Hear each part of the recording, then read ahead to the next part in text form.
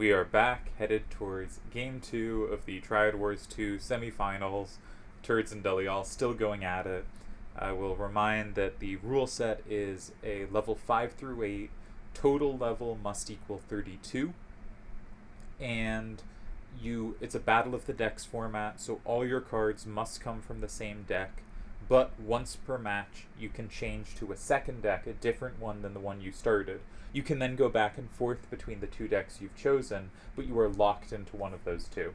So after a tie in Game 1, it'll be interesting to see if either player changed their hands, or if either player even changed their deck. There's obviously a lot of room to maneuver within a deck, so you're not obliged to change it. Once you do change it, you can get locked in, but having played a game, you might have a much better feel for the rule set and jump to a deck that has better cards to better fit what you were trying to do. So this is Game 2 of the semifinals of Triad Wars 2. Turds is in red on the left, Delial is in blue on the right, and Turds has first turn in this one. And we can see that Delial kept his FF7 hand from Game 1, but Turds made significant adjustments to his Dragon Quest hand, basically all new cards.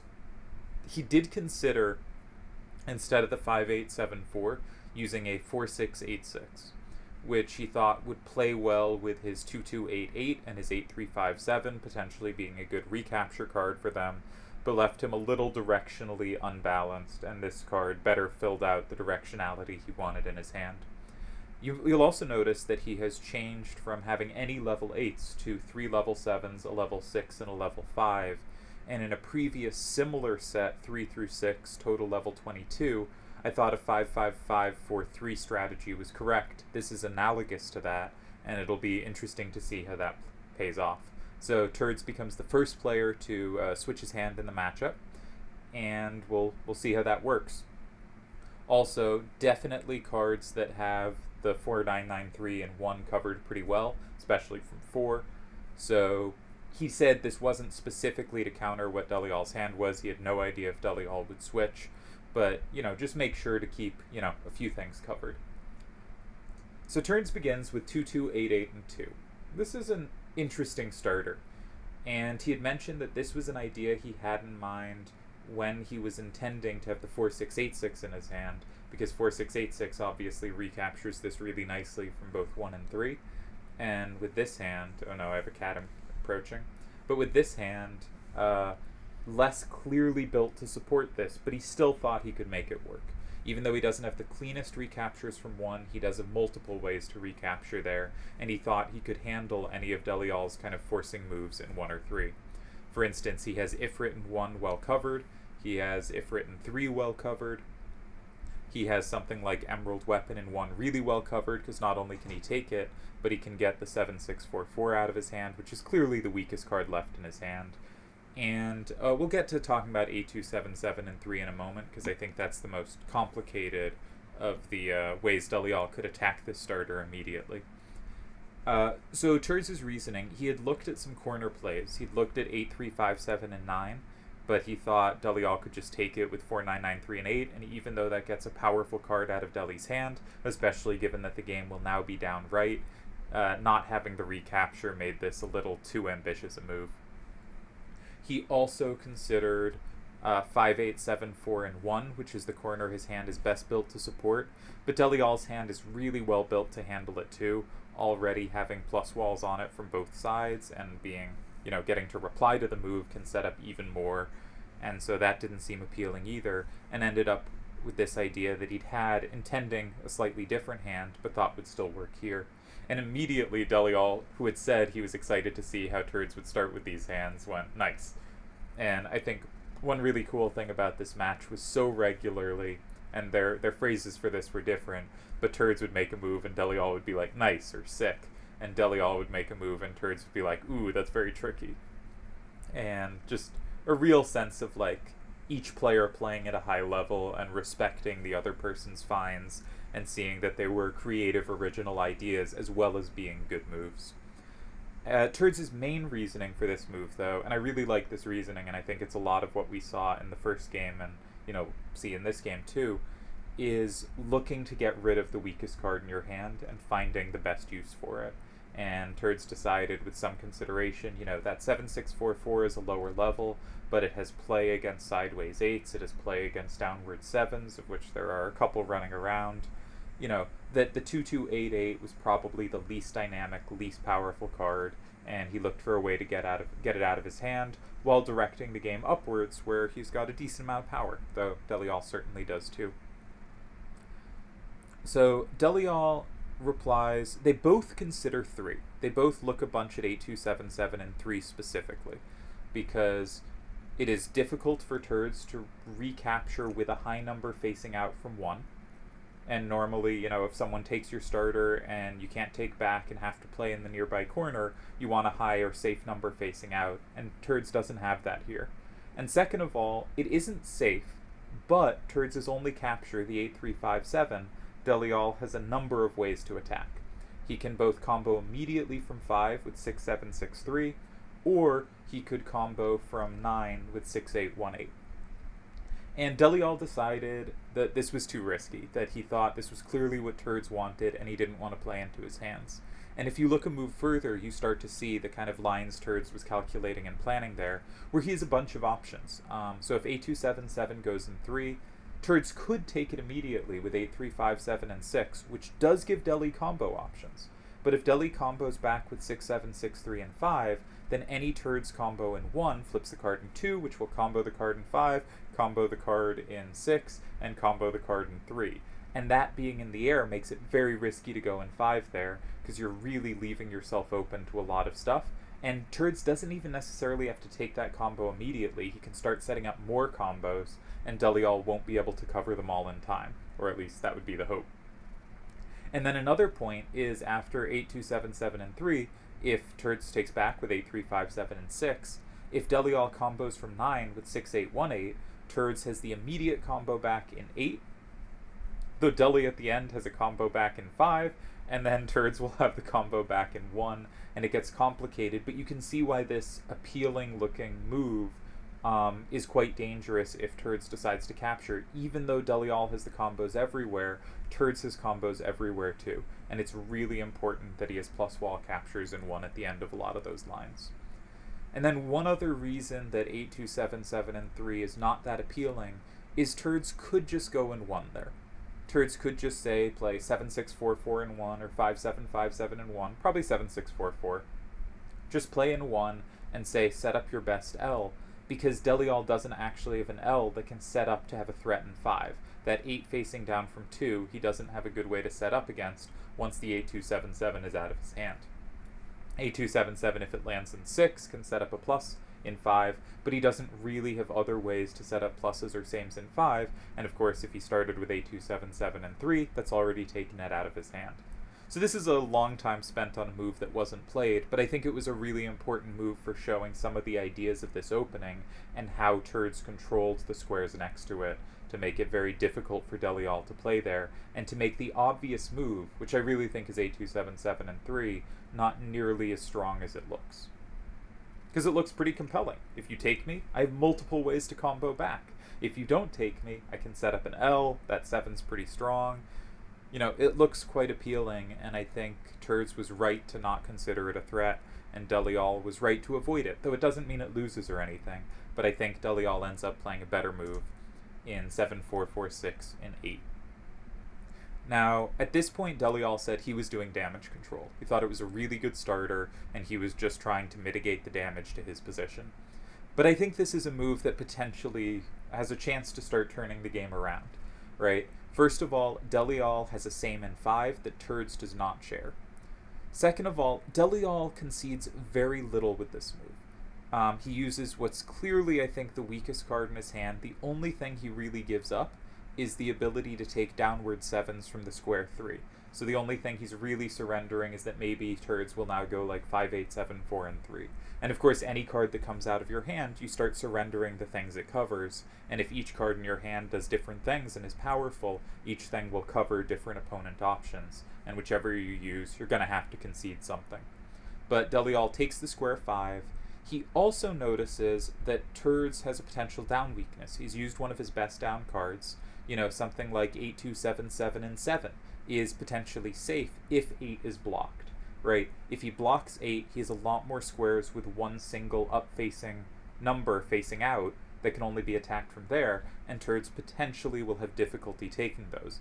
Though, of course, Turds is very dynamic cards, so something like 8-3-5-7 could take an up-facing 8 and 9. It's not that he has no power here, but it's limited.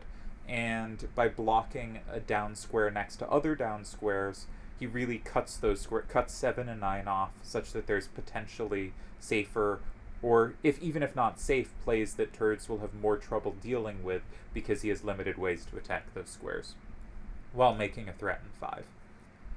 Now, Turds looked at a bunch of options here. He was looking at the corners, but very similarly to whenever Delial uses a card in 8, he gives up a capture somewhere. Whenever Turds uses a card in one of the corners, each one is kind of giving up something somewhere else. And maybe 5-7-5-7 is giving up the least in an up-down game, but everything concedes something. And so he looked at the corners, but he kept thinking Delial has a good corner reply. And so he ended up deciding, and I think this is very reasonable and probably the best move, or at least on par with any other move. I don't think there's a clear better move here. 5-7-5-7 and 5. Which does a few things. One, it blocks a square Delial has and he doesn't. And that's another thing these players are so impressive at, is regularly saying, you have this square and I don't. I'm going to cut off your access to it. Or I'm going to set traps around it such that you can't occupy it, because I've set up a combo in a completely different square that affects that square, which we saw a bunch of in Game 1, with the fight over controlling the 5 square in various variations. So here, Turds immediately says, I can't control 5, therefore I'm going to block 5. I'm not going to give you a square I don't have. I'm going to use a side-to-side card that is, as everyone who's played level 7 knows, is incredibly dominant side-to-side on level 7, but not nearly so good up-down, and the game is clearly in an up-down oriented way right now. So I like the idea of getting this out of the hand. It is also a card that Delial's hand doesn't play that well off, right? Delial's only way to take it, if he wants to take it directly, is 6-8, 1-8, and 4 or 6, and that can be an awkward card to be placed in those squares, and is vulnerable to a few combos. For instance, if it goes in 4, then 8-3-5-7 and 1 could potentially combo it, for example. So a few reasons, and a move I quite like, though Delial now has the choice of kind of how to shape the game. There are a lot of corner plays here. There are even the side plays, though, as mentioned, the side plays don't seem that appealing now, or later for that matter. And I think the best move is going to be found in a corner. And Delial ends up going for 6-8, 1-8, and 7, which I think is a good move. I think maybe even more pressuring would have been 6-8, 1-8, in 9. And I get why Delial went in 7. First of all, he sets up 6-7, 6-3 as a same in 4. And, you know, he gives a square, plays a move that the opponent can only take one way, and it will give up all their downward power when they do. But 6-8, 1-8, and 9 kind of achieves the same first thing. It doesn't set up a combo, but the real tricky part is it makes the T very difficult for Turds, right? Because Turds really wants to get the 7-6-4-4 out of his hand. That's the least kind of dynamic card in the resultant T or Z that will come out. In a T or Z, you really want your opponent to be left with cards that are good in 2 directions rather than 3. 3 is when they start having these sweepers that can capture multiple things. I didn't press forward. Why did you do that? The program's going weird, but hopefully it won't do that again. And so playing in 9, where they can't use up their best card, their most desirable card to use in 7, can force them to use a more powerful card to do what they want. Now, you might say, but the move in 7, they also can't play 7-6-4-4 and 9. And this is true. So maybe I'm not verbalizing well what the key difference is here.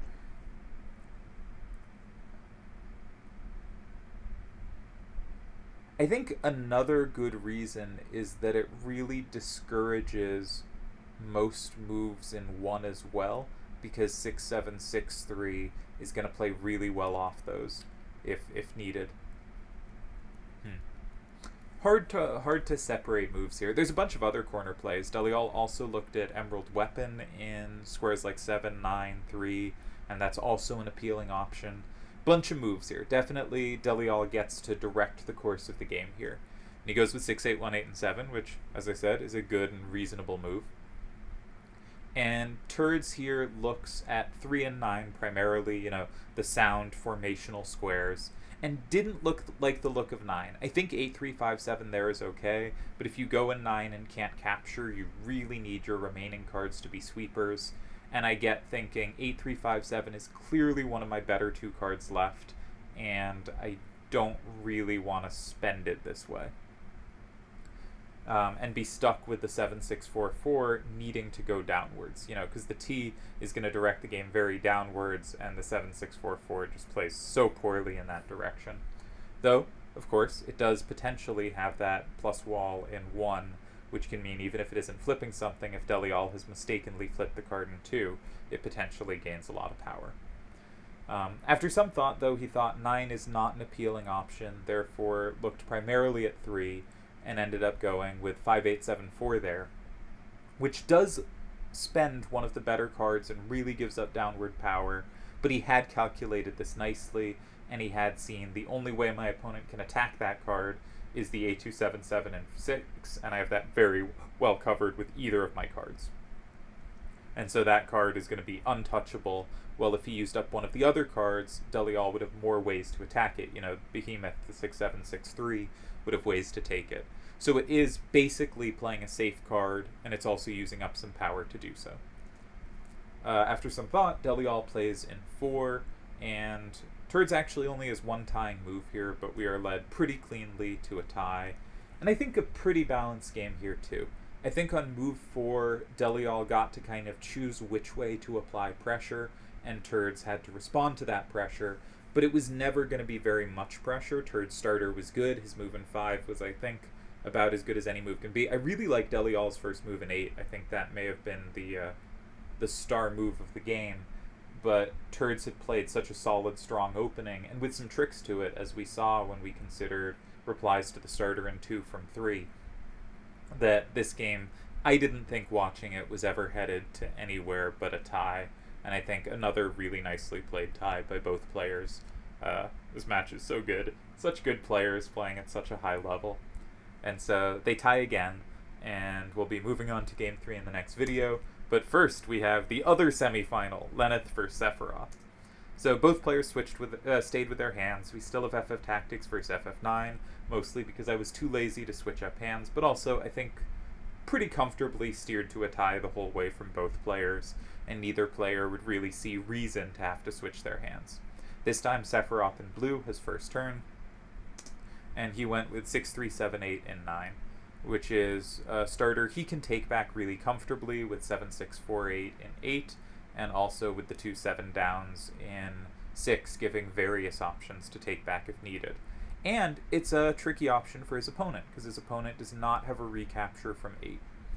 And I think this is one of those moments where the opponent makes a move that on a lot of levels looks good, but is not actually that great.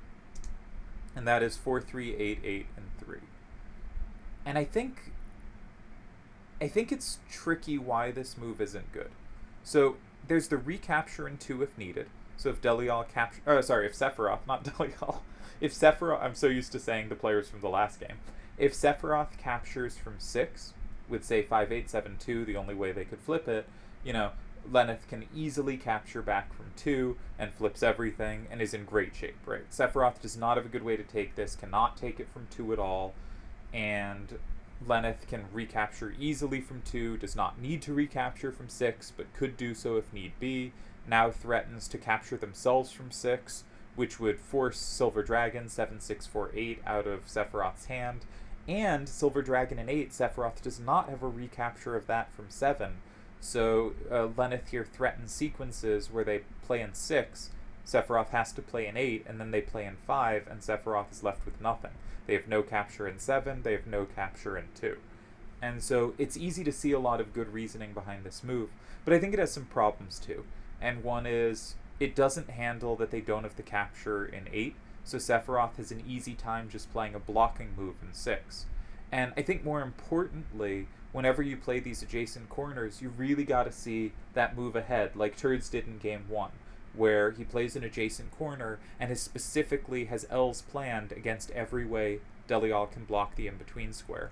And here, after Sephiroth blocks the in-between square, we start to see where the problem might be, because there is no setup move on 5. There's not that many options for an L because there's no threat in 8, so the only L's are going to be in 2, which really limits the options, and there are no setups for 5. And so I think this is the kind of position where you really have to find kind of that perfect move to survive. That exact card that goes in 2, or something funky on the left side of the board. And it's difficult. Probably the best option is to play something, like, without having calculated. Obviously the best option is to do extensive calculation. But if you're not going to calculate, one thing we want to do is we don't want to give the opponent even more squares. So Galagros is probably our weakest card here. You know, there's no 9s in the opponent's hand. It's not going to play that well. So 5-6, 5-6, and 2 is one option, but it does set up Cinna in Sephiroth's hand for 5. So I think that's pretty dangerous, as well as setting up Behemoth in 5. And it doesn't set up anything for us. So I would be tempted to put out really low numbers. And my point would be, I don't threaten 5, but they probably don't want to play 5 if they don't have to. I'll probably have a good play in 1. So if I play in 2, their most likely reaction is going to be something with powerful down facing from 1. And in that spot, I really want to be able to have a lot of options to play in 5 myself, to potentially set something up and leave myself with strong cards with high out facings.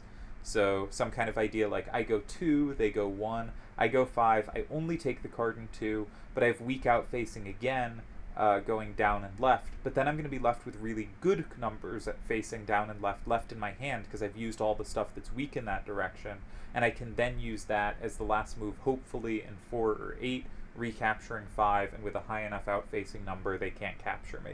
That kind of plan. So I think I would be tempted towards 6-8, 2-4, and 2, just because it gives me more options later, but this kind of position you really just got to start calculating, and it's a lot harder than it looks. And I really think you do have to play, or it's very hard to find moves that aren't in 2, even though that's already safe, because it's really hard to even start setting stuff up elsewhere. You know, you play something like 6-8-2-4 or 4-8-7-2 and 4, and you do set up a threat in 5, but then they block 5, and what have you achieved? It's not clear to me.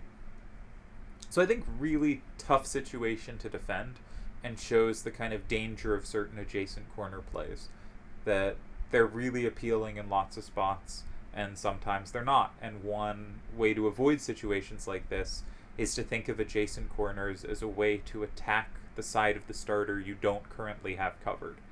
So even though this was a strong corner, a good-looking corner, it didn't really address Sephiroth's starter in 9, and immediately puts Lenneth in a difficult, though not inescapable, situation.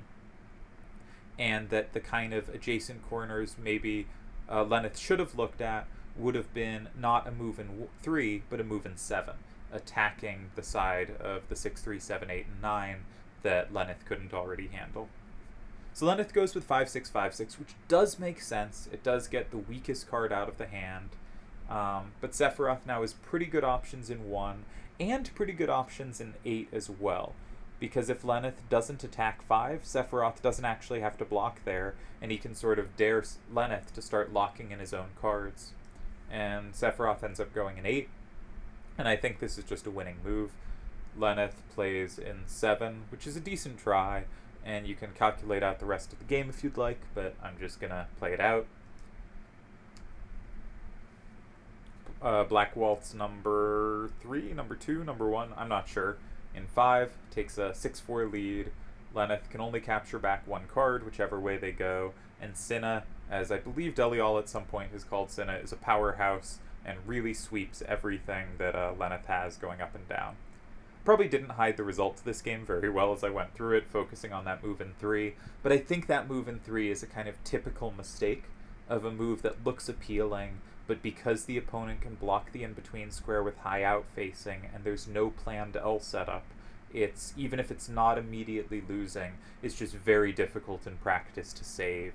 And if you defend a lot of those positions, you're just going to end up losing a lot of them, even if you're a brilliant player and fantastic calculator.